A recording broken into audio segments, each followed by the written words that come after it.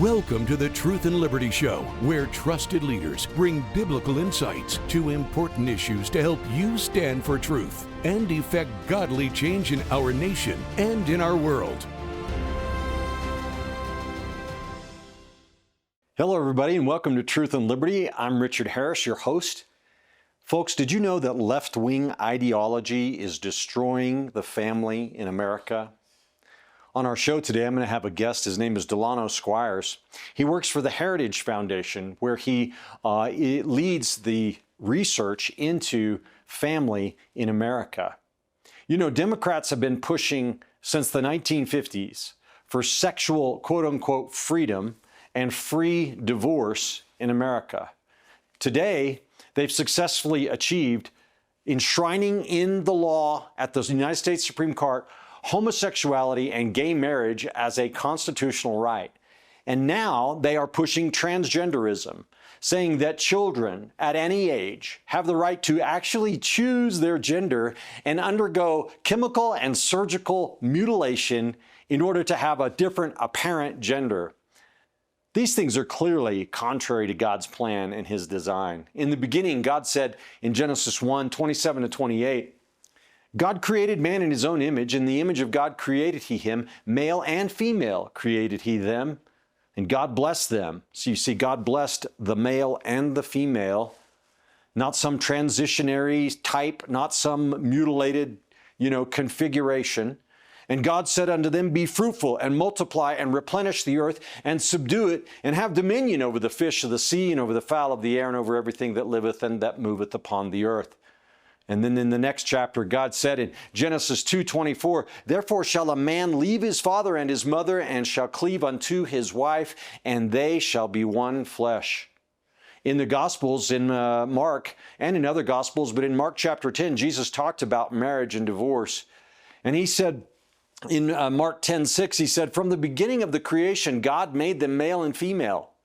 For this cause shall a man leave his father and mother and shall cleave unto his wife. He's quoting what we just read out of Genesis. And they twain shall be one flesh, and they shall no more be twain, but one flesh. What therefore God hath joined together, let not man put asunder. He even goes on to say that if anyone divorces his wife and marries another, he commits adultery. And if a woman divorces her husband and marries another, she commits adultery.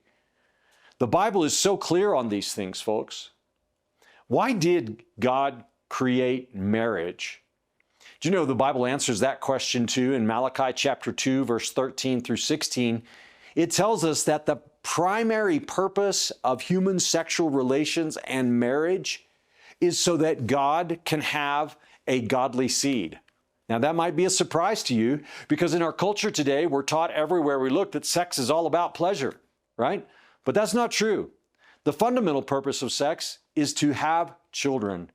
The Bible says in Malachi chapter 2, in verse 15, it says, did He make one, in other words, male and female one, if you look at the context, yet had He the residue of the Spirit, and wherefore one? That He might seek a godly seed. Therefore take heed to your spirit, and let none deal treacherously with the wife of his youth.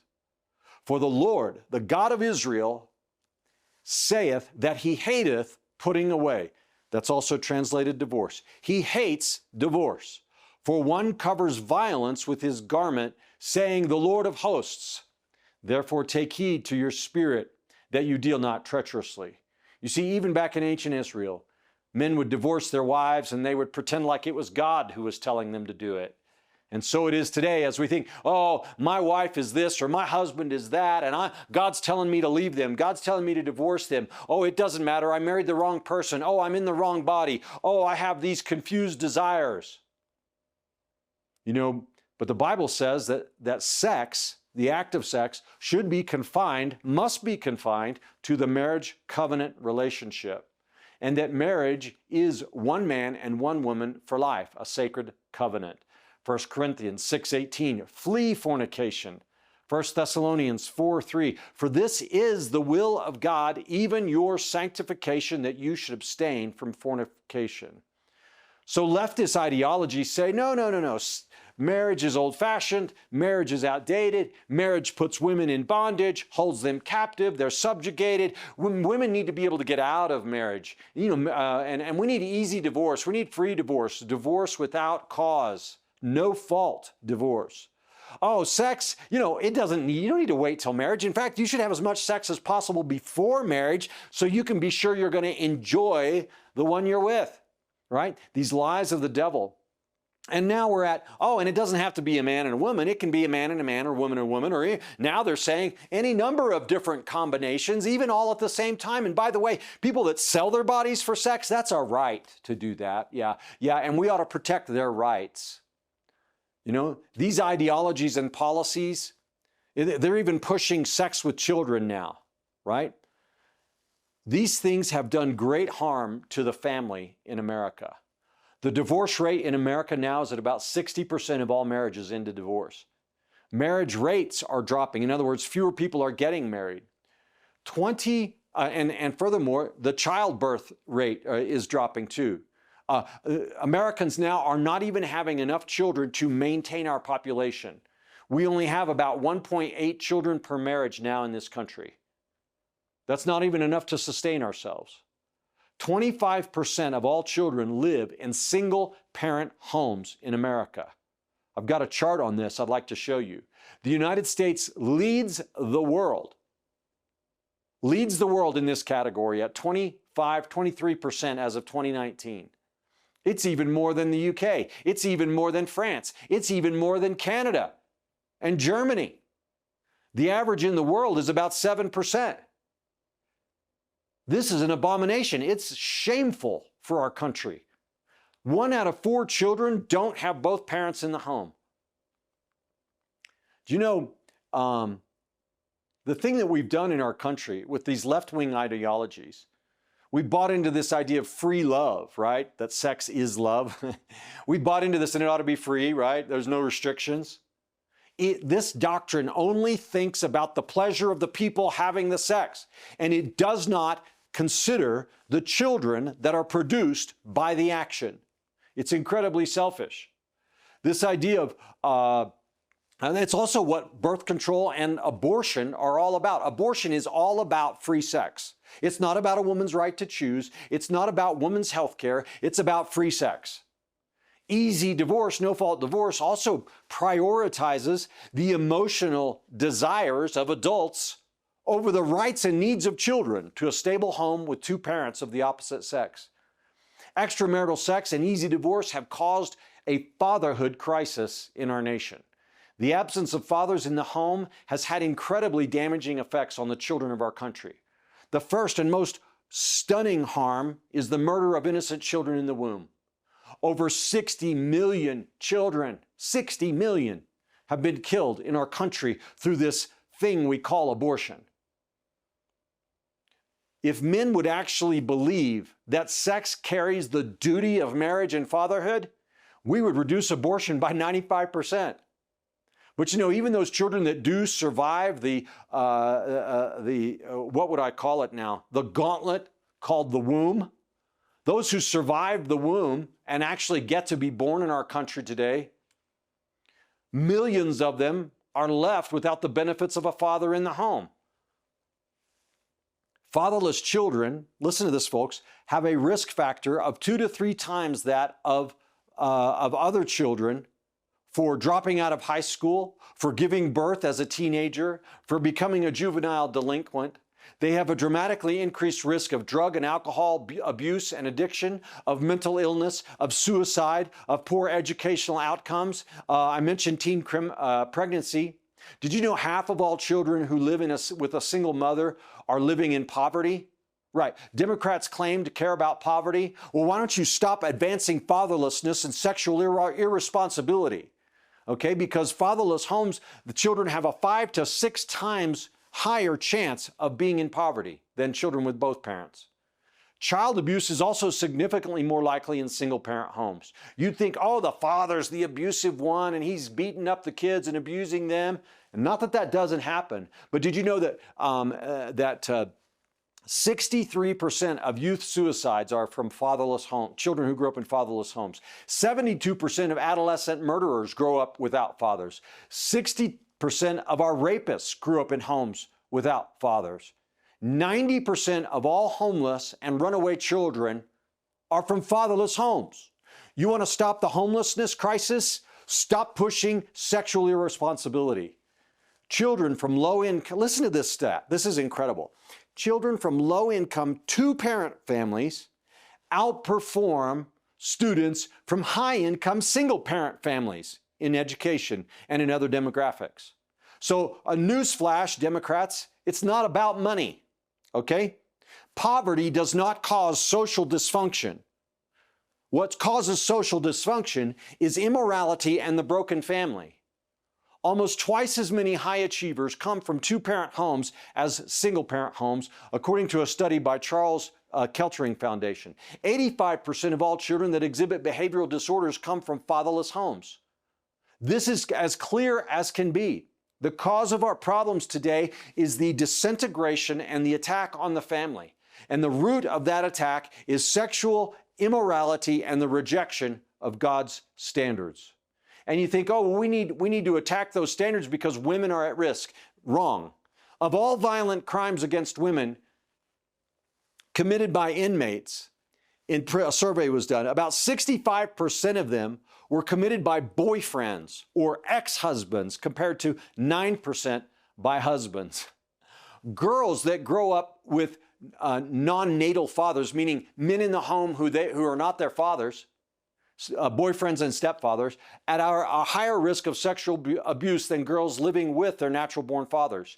Daughters of single mothers are 111% more likely to have children as teenagers, 164% more likely to have premarital births, 92% more likely to dissolve their own marriages, and on we go. There was a study done of about 1,200 fourth grade students, and the researchers observed greater levels of aggression in boys from mother-only households. Do you hear this, guys? Okay, so this boy grows up in a single mom household because of the bad dad, right? And the facts are that he will grow, the chances are much higher that he will be aggressive against women and against others than if he had had a father in the home. The Scholastic Aptitude Test, SAT, scores have declined more than 70 points in the last 2 decades. Children in single-parent families tend to score lower on these tests than those in two-parent families. But despite this evidence, our culture is demeaning the role of men in the family. Everywhere you turn in culture, we look at TV, we look at movies, we look at music, we look everywhere, and men are being demeaned and put down, especially fathers. From an article from the website fathermatters.org, and an article by Ray Williams called "The Decline of Fatherhood and the Male Identity Crisis," we can find this to be true. In our society, the ridicule and demeaning rhetoric about manhood makes men likely to believe that they are invisible or irrelevant to their children's welfare, unless the only exception is financial support. There was a study of popular sitcoms by Timothy Allen Pelkey, and his colleagues concluded that fathers are generally shown in TV sitcoms to be immature, unhelpful, and incapable of taking care of themselves in comparison to other family members. They also found that fathers are frequently the butt of family members' jokes. While the intention may be humor here, the truth is they're depicting fathers as incompetent and objects of derision. Another study of best-selling children's picture books, researcher Suzanne Flannery Quinn found that of the 200 books analyzed, there were only 24 where the father appears alone, and only 35 where the mother and father appear together. And then overwhelmingly, these books portray the male identity as negative, all right? In movies and films today, men are demonized, marginalized, objectified. One study by Nathanson and Young found this in TV and film. Found that they looked at The Simpsons as an example. You remember that that cartoon series. There they present the father, Homer, as chauvinistic, irresponsible, lazy, stupid. and his son Bart as mischievous, rude, and cruel to his sister. By comparison, the mother and daughter are presented as thoughtful, considerate, mild-natured. And this is how it is throughout TV and films. So guys, we've got to fix this. We've got to stop this as a country. We have to go back to God. We have to go back to the Word of God and His standards. Men, listen to me today. God has a calling on your life. He is calling you to more. He's calling you to better. He's calling you to higher. He's calling you to be responsible. Kids need you. Families need you. Women need you. Our country needs fathers and responsible husbands today. And I'm out of time in this monologue, but I just want to encourage everybody that's watching today to go to the Truth and Liberty website, truthandliberty.net, and get a copy of my book called The Calling to Manhood. It's about 60 pages, really easy to read. You can read it in an hour, where I talk about how God has designed men for a purpose, a calling to lead, a calling to fight, and a calling to work, to save our families and to save our country. If we don't answer this call today, men and women, if you don't support and help the men in your life to fulfill this calling that they're designed by God for, we cannot save America. It doesn't matter who the politicians are. It doesn't matter what we do in elections. Our families are the bedrock, and they are crumbling in front of our very eyes because of this leftist satanic assault. The idea of free divorce, marriage is outdated, irresponsible sex. We've got to stop this, guys, and only the Church of Jesus Christ can do it. So get a copy of my book today. We're going to take a little break now, and I'll be right back in about a minute and a half with our guest, Delano Squires. And as I mentioned, Delano works for the Heritage Foundation, one of the greatest think tanks in America. And he actually serves as the research fellow in the Richard and Helen DeVos Center for Human Flourishing. He's a frequent contributor on Blaze Media and has written and appeared on numerous shows, including Fox News and many others. So stay tuned, folks. We'll be right back with this incredible guest. Are you passionate about standing for truth in the culture, but don't know how to get started? Well, Truth and Liberty, our mission is to educate, unify, and mobilize the body of Christ to stand for truth in the public square. And as part of our mission, we provide you with an amazing array of resources on our website. And our website has just been revamped, remodeled, and retooled to be user-friendly. And I'm so excited about it because I believe that there's nothing like it out there anywhere. I want to encourage you today to go to truthandliberty.net and check out the Resources Center and the Get Equipped Center. On our Resources Center, you will find hundreds of links, hundreds of videos, articles, blogs, even America's original founding documents can be found on Truth and Liberty's Resources Center. It's searchable by topic, preset topic, or you can put in a custom search to find exactly what you need and what you're interested in. In the Get Equipped section, we link you to tools created by our strategic partners, including Pray, Vote, and Engage tools. We culture impact teams, civic action teams, biblical citizenship in modern America, biblical worldview training, and more. So go today to truthandliberty.net and find what you need to get equipped to stand for truth in the public square. All right, everybody, we're back here on Truth and Liberty. And as I mentioned, our very special guest today is Delano Squires. He's a research fellow at the Heritage Foundation in Washington, D.C. And he works in, I believe it's called the Richard and Helen DeVos Center for Human Flourishing. He has written extensively on marriage and family in culture. And Delano, it's just a real honor to have you joining us today on Truth and Liberty. Well, thank you for having me. I really appreciate it. So, Delano, tell us a little bit about just a little bit of your background here. How did you find yourself in this role at the Heritage Foundation? Well, I can certainly say I didn't take the typical path to Heritage. So prior to coming here, I worked 15 years in local government in Washington, D.C., mainly in the area of technology access, so running programs that help low-income residents get access to low-cost internet, basic computer services. So I did that for a number of years, did work in public housing, been to D.C. jail 4 times, right, in terms of promoting different events.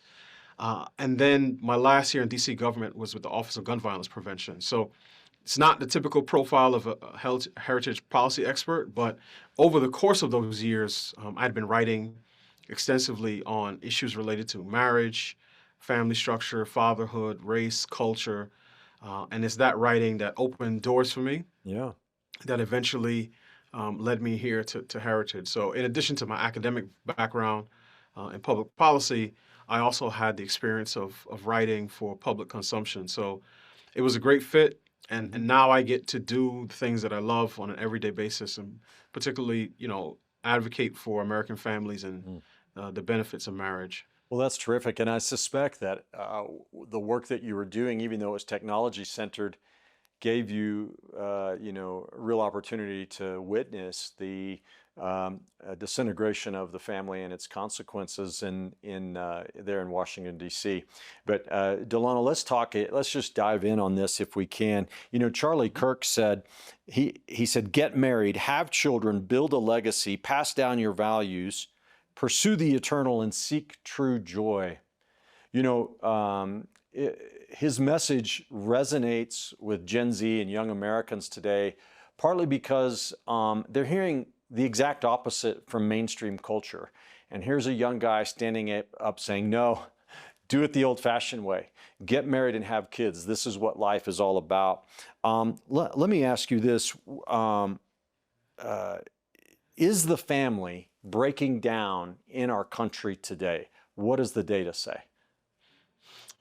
The answer, unfortunately, is yes, right? A colleague of mine, we wrote a report together it was called Crossroads Report, right? It's American life at the intersection of tradition and modernity.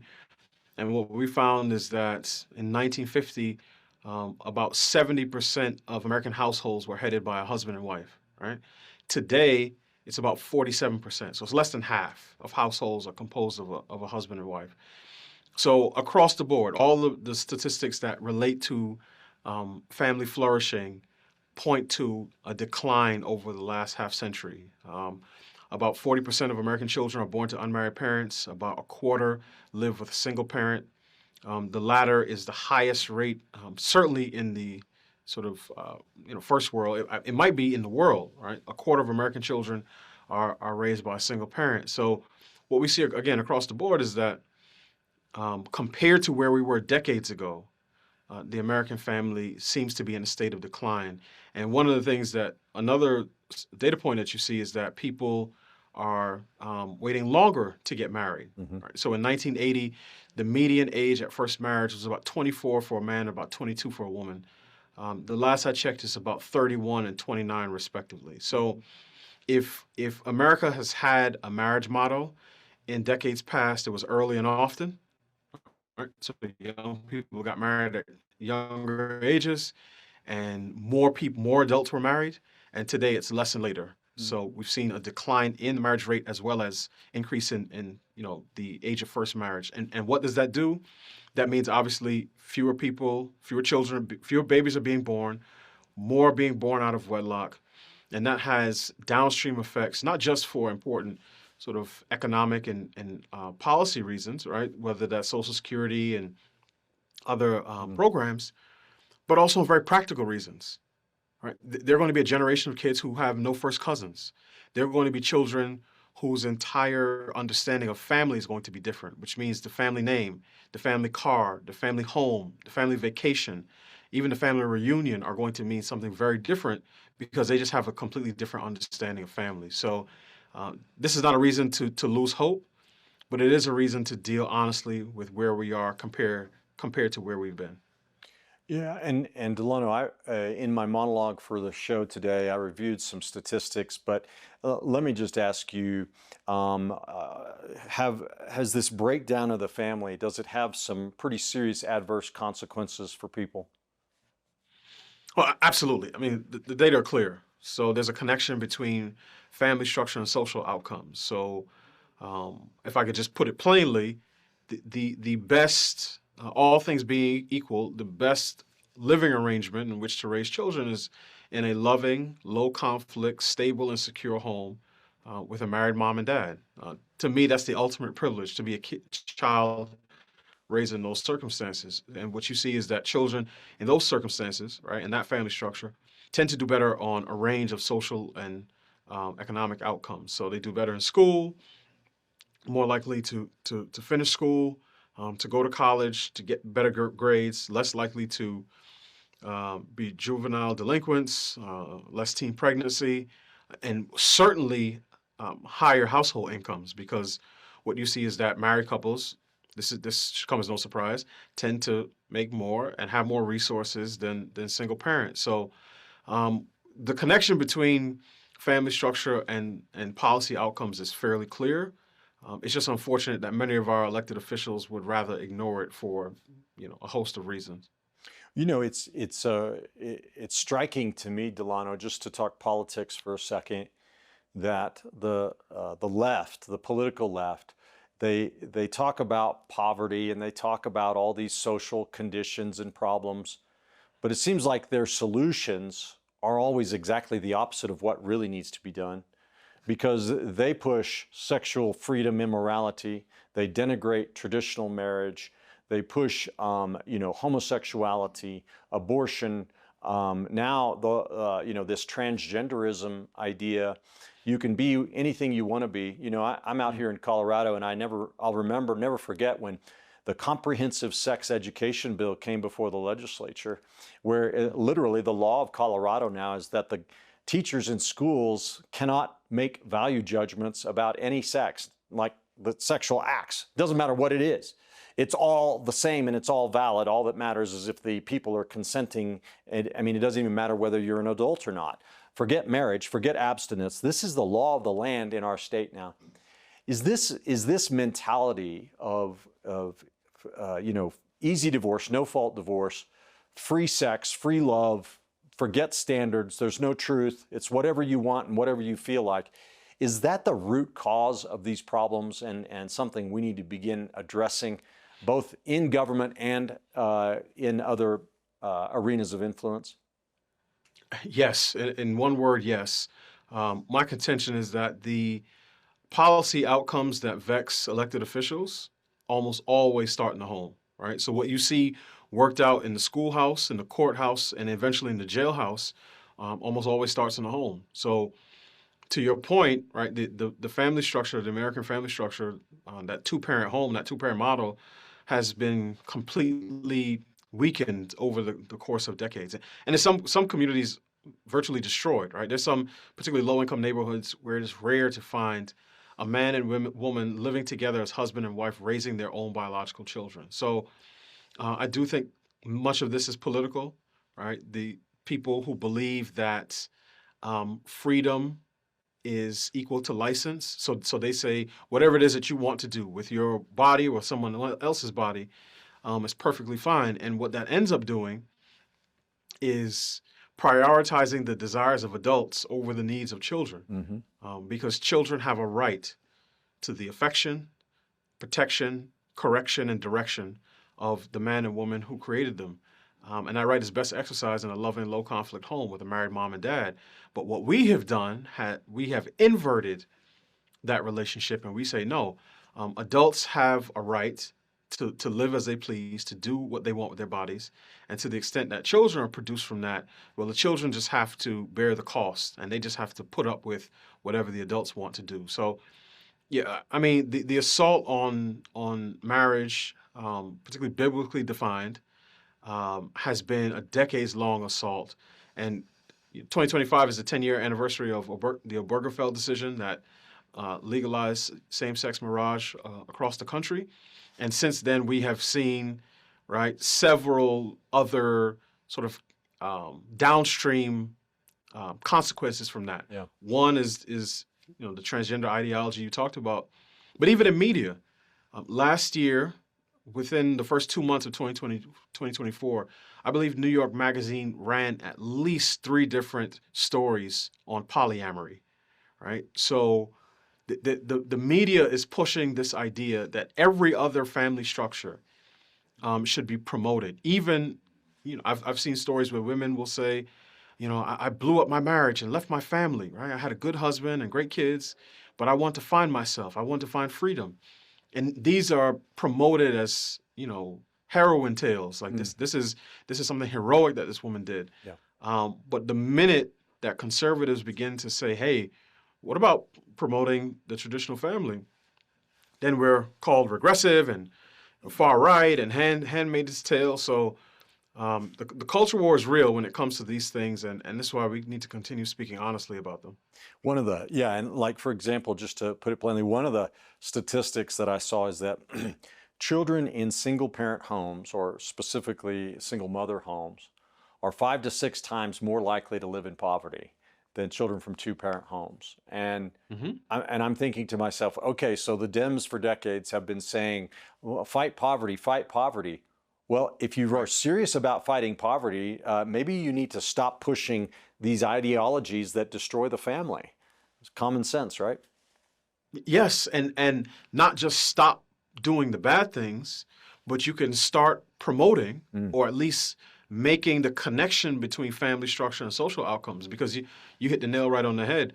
When you look at the data around household income, the order of from highest to lowest with respect to the 4 major ethnic groups in the country is the same as the order of marriage rates from highest to lowest. So you have it's Asian, white, Hispanic, and Black. So Asian American families, median household income is about $121,000. The lowest is for Black families, median income is about $56,000. What is interesting is that for Black married families, median household income is about $110,000. Oh, and for families for married couples under the age of 65, you add another 11,000. So for Black married families under the age of 65, right? So you're talking about generally 2 working parents. Their median household income is higher than for every other racial group overall, right? The married household income for Black families is higher than the overall household income for every other racial group. The problem is only 28% of Black households today are comprised of a married mom and dad, compared to about 47% nationally. So you hit the nail on the head.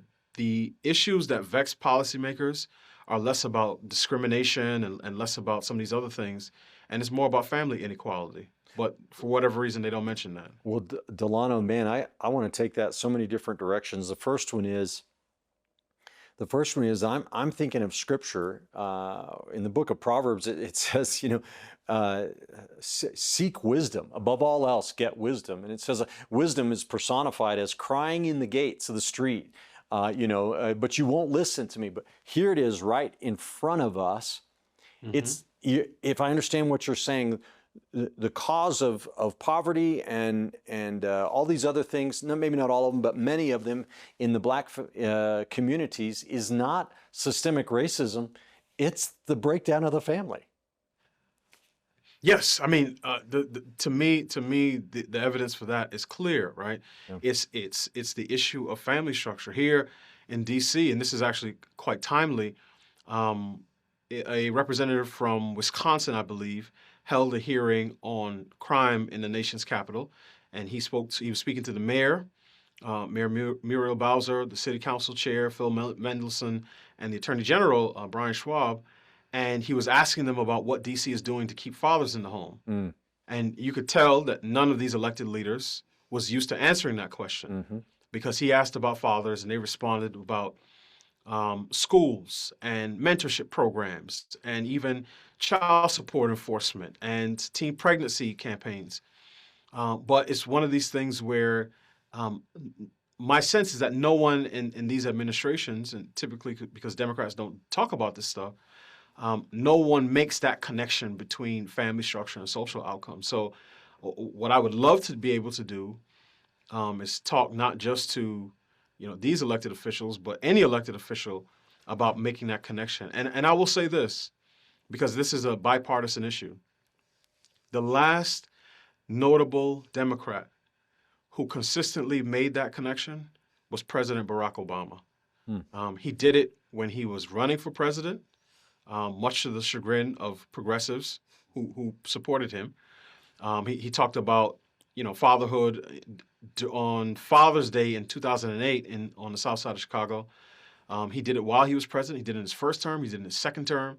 He would consistently make the case that if we want to improve outcomes in many low-income communities, that we need to do more to promote and support marriage and strong families, and we need to do more to promote responsible fatherhood. So, Is it it's possible? precedent. And that's good. That's good. I appreciate that. But is it possible really to advance the cause of fatherhood and the traditional family structure without addressing the biblical issue of sexual morality and the standards for sexual behavior? Don't these things go hand in hand? They do go hand in hand. Is it possible to address it? I would say it's possible. I'd probably also say that you won't get the maximal effect, right, unless you address this from a biblical perspective, which is why I believe that the way I put it is that if we want to save the home, we need to get 4 houses in order: the church house, the schoolhouse, the state house, and the art house, which represents religion, education, policy and government, and media and culture. Of those 4 houses, the church house, is by far the most important. So I think churches should be first and foremost, and pastors should be first and foremost, shepherding their own flocks about what God says about sexual morality, about the definition of male and female, about the definition of a family, and then from there, sending that message out into the broader culture. Do I expect everyone who addresses these issues and works to promote the family to be a 5-point Calvinist? No, I do not. I do not. But I do think that it is possible, and this is oftentimes the way things works in life, it's possible to benefit from living in a home, even if you don't know or acknowledge the architect who created it. So to your point, if we want to rebuild the family, we have to get back to a blueprint. I would say obviously a biblical blueprint, and we have to acknowledge the architect, the designer of marriage. Some people will never do that. That doesn't mean that they can't benefit from it. So I think we can. It's a both and, but certainly I believe that the church has a role to play. So yeah, I'm 100% on board with that. Have you done any or seen any studies or data about whether pastors in America today maybe have they stopped addressing these issues from a biblical perspective? Are they succumbing to the standards of the culture versus adhering to the standards of the Word of God, or maybe just neglecting the issue altogether because it's unpopular? Do you have any awareness of trends in that regard? I don't have statistics to speak to trends. Anecdotally, I see pastors in all the camps. I see ones who faithfully preach the Bible when it comes to issues of family and sexual morality. I see some that completely abdicate their role. I see some that are far more interested in politics, right, and talking about the upcoming election than they are in addressing these issues from a biblical worldview. And then I see some who, in my opinion, have completely apostatized and just they have moved off of Scripture. There's a pastor, if I could call him that, in this area in Maryland, who has said that fornication, homosexuality, these are not sins. If you believe that they are, you're misinterpreting the Bible. So it's a mixed bag in America, right? When it comes to our houses of worship, it's a mixed bag. But I do believe that it is an important role for churches to play. And if pastors would simply preach the Bible faithfully and affirm God's design for the family, I think that will go a long way in planting the types of seeds needed to create a culture of marriage in our country. So what impact has, I believe that also our culture is aggressively has for quite some time been trying to feminize men and to masculinize women, right? Men, you should be more like women. Women, you should be more like men. And any other narrative is considered, discriminatory. What has the impact been of this pop culture stuff on the mindset of young men in our country? I think, you hit the nail on the head in terms of 60-year social experiment that we've been engaged in. So with the rise of second wave feminism in the early to mid 60s, it did send a message to women that the height of femininity is to act, think, speak um, like a man, basically, right? To wear the clothes that men wear, to strike the power pose, to have sex like men, which in their mind is consequence free, which is how you contributes to the rise of abortion. And at the same time, it's to tell men that if you want to be a better man, you should act more like a woman. You have to get in touch with your feelings, and so on and so forth. So one of the things that I find interesting is that I recently saw a clip of President Obama on, Michelle Obama's podcast, the one that she has with her brother. And what, again, I gave him credit a few minutes ago. Now I'm going to criticize.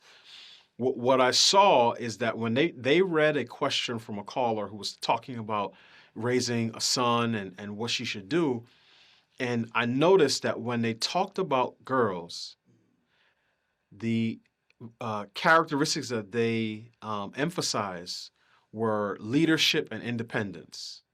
But when they talked about boys, they talked about, being more empathetic and in touch with your feelings. So I think the message boys are getting is that their very nature is problematic, right? So the political left has gone from fighting sexism to hating masculinity. And then they turn around and ask, where are all the men?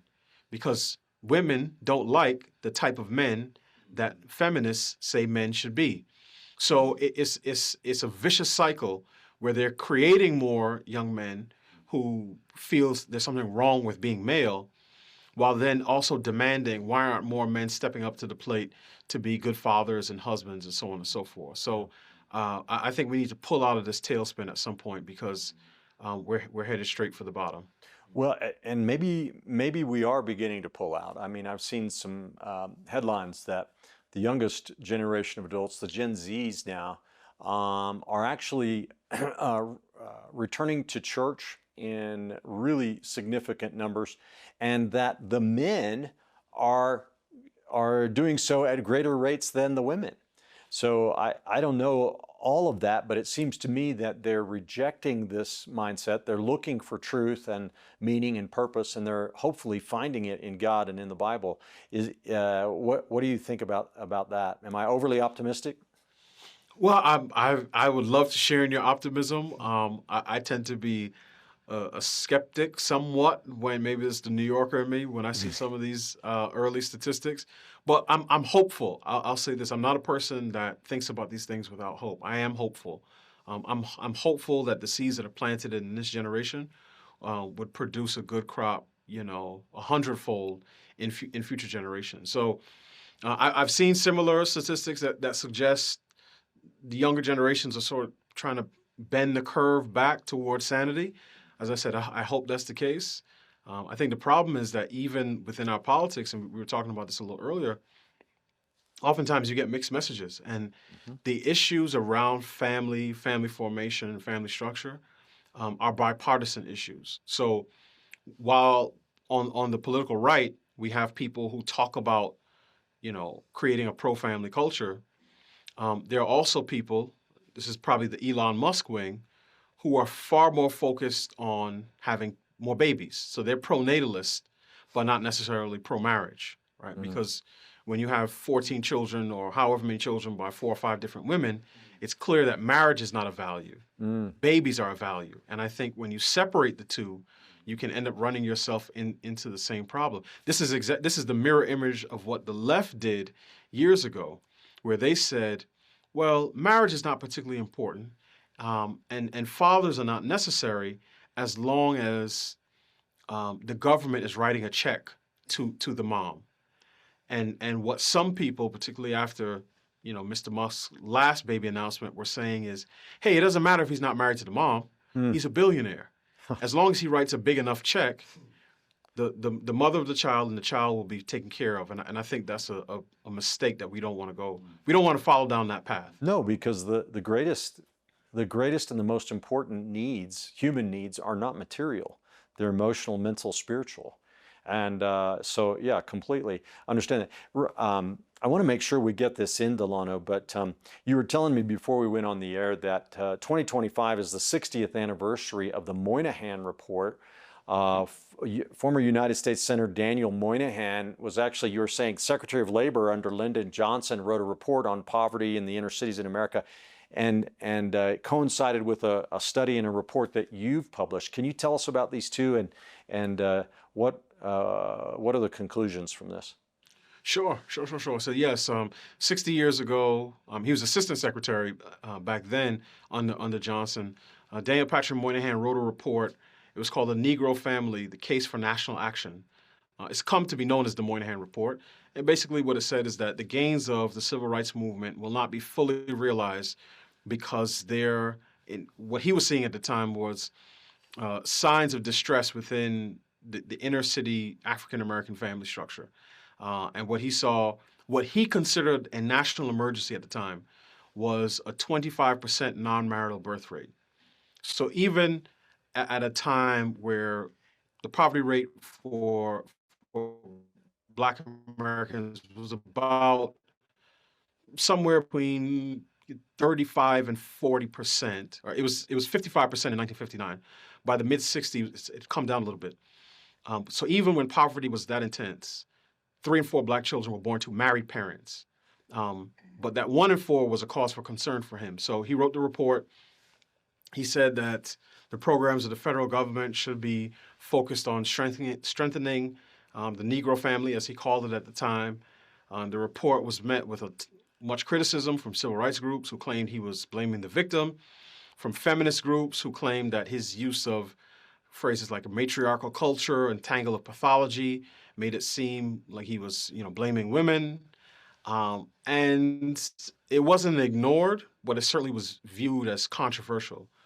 I would say the report was prophetic because what he said is that eventually the issues that he was seeing would begin to propagate themselves without sort of any external force, right? And as I said, now what we see is that nationally, close to about 70% of Black children are born to unmarried parents, and about 45% live with a single mom. Wow. So I wrote a report called Moving Beyond Moynihan, the subtitle of which is A New Blueprint to Revive Marriage and Rebuild the Black Family. And I go through what Moynihan said in his report, because now I have the benefit of 60 years to see what he was saying and what's come to fruition. I talk about some of the root causes of how we got here. One chapter is on the marriage, if I could use that term, between the welfare state, big government, and second wave feminism. And I conclude that the expansion of welfare displaced men from their rightful position as providers in their home. At the same time that the second wave feminist movement was attempting to convince women to rethink their relationship to their own bodies, to men, to marriage, to family, to children, and the home. And that was a culture shock to all American families, but particularly to Black families, because they were much more likely to be living in poverty and therefore more likely to be on aid at that particular period in time. So I look at Moynihan, I look at what happened in the 60s, I look at how this issue, particularly the decline of the Black family, has been accepted as normal. Elected officials don't say anything.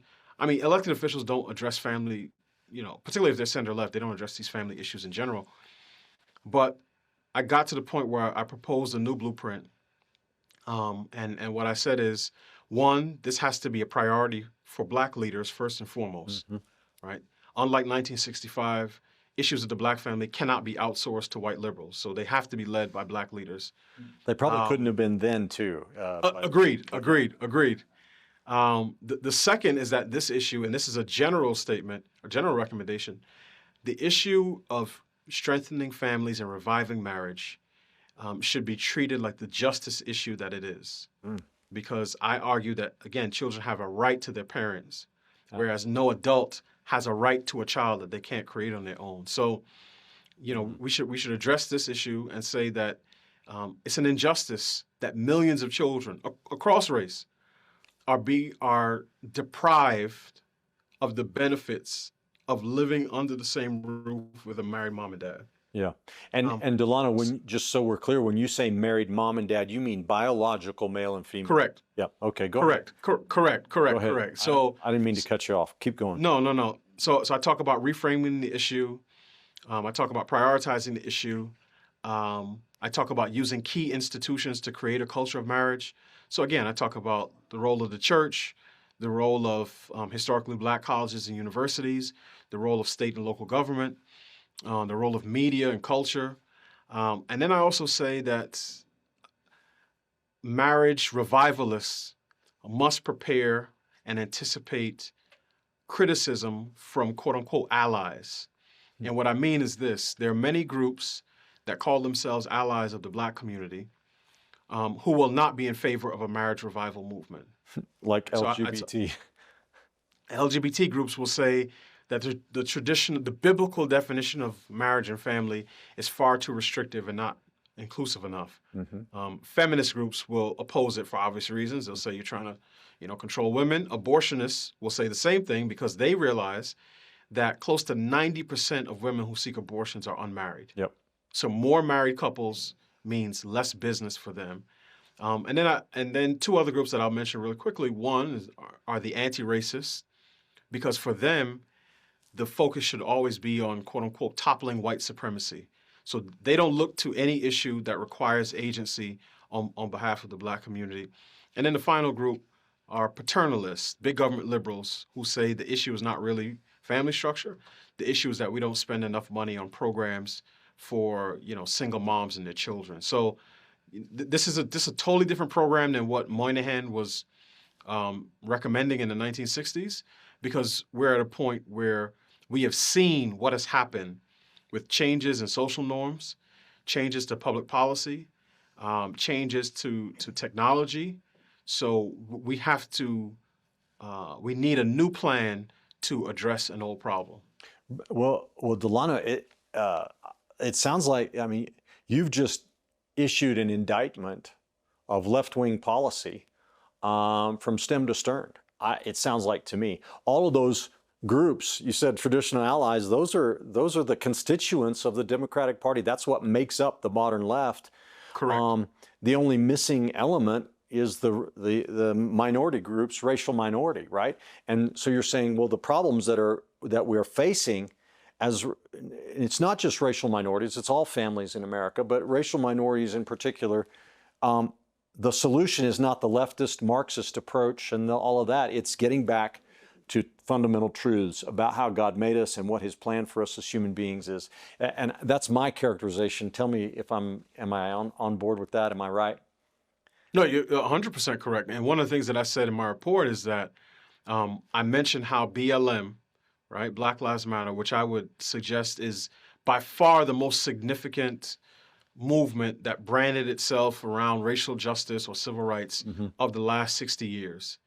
And it was a movement that was explicitly antagonistic towards the nuclear family. And it said as much in its Black Villages principle that started, we commit to disrupting the Western prescribed nuclear family structure, right? So it was clear that if you get Marxists, right, self-identified Marxists, who are not in relationships with men, to lead a movement that is hostile to the family, that you're going to have bad outcomes when it comes to those issues. So one of the things that I've written before is that I would love to see traditional civil rights groups and everybody who says they claim about race, equity, and justice to put as much energy behind a Black Wives Matter movement as they did behind Black Lives Matter. Right? That's awesome. That's awesome. For whatever reason, yeah, they don't seem interested in that. But yeah, well, so there's still time. So we've got a couple minutes left in the show, Delano. This blueprint you're talking about, of the first element of it is for Black leaders to begin to speak about these things and address these issues practically, but it's not just Blacks, right? This is, all across all races now in America. I mean, there's, as you mentioned, the rate of unmarried pregnancies is high for whites now, and everything else is. But specifically, how do they do this? What kind of practical points do you have other than just talking about it? Although talking about it is essential. Yes, yes. So, and particularly when it comes to elected officials, right? Our elected officials can exercise authority in one of three ways. They have the pen of policy and legislation. They have the purse of taxation, funding, and programs. And then they have the pulpit, the bully pulpit, right, which is their public platform. Yeah. So when a president speaks, the media listens. When a mayor or governor speaks, and they transmit their values to the people under their leadership, then people are going to listen. So one simple way is for an elected official to say, hey, if they're talking about education outcomes or criminal justice outcomes, they can say, we're doing as much as we can as a city, but ultimately none of our efforts will be successful unless we address the most important institution, which is the institution of family, and unless we are able to ensure that more children are born into loving homes with a married mom and dad. You don't have to pass a single bill to do that. All it takes is the words, courage, and a little bit of political will. So I think part of it is that. Yeah. Cities can also, if they want to, even right now, run public awareness campaigns, right? Put up ads in subways, buses, billboards that say, give her a ring before she gives you a baby. In this town, we put marriage before baby carriage. I'm not saying it will change things overnight, but what it will do is start and change a conversation that is long overdue. And then from there, you can talk about different programs, programs for cohabiting parents with children, programs that helps couples who share a child but don't live together to be better co-parents. You can talk about the success sequence in schools, right? So there's a lot of different things that you can do. But the first thing is to say that it's a priority. Well, so folks, we're gonna get Delano's report that he's done, his study, and we're going to put that on our website and the resources page. Give us a couple days to get that done, and then you can come back and check our resources page. This is something that everybody needs to be thinking about and talking about. One closing comment on my part, Delano. Dr. Martin Luther King Jr. never held office. He never passed a bill, never did any of that, but he changed the country by his words and by his leadership. So I think you're spot on here, sir, and I really appreciate your work and what you're doing. Wish you all the best, and please come back and see us here on Truth and Liberty. Everybody, please go to our website, pick up a copy of my book called The Calling to Manhood. It speaks into some of these issues, and be sure to tune in next time on Truth and Liberty. God bless you.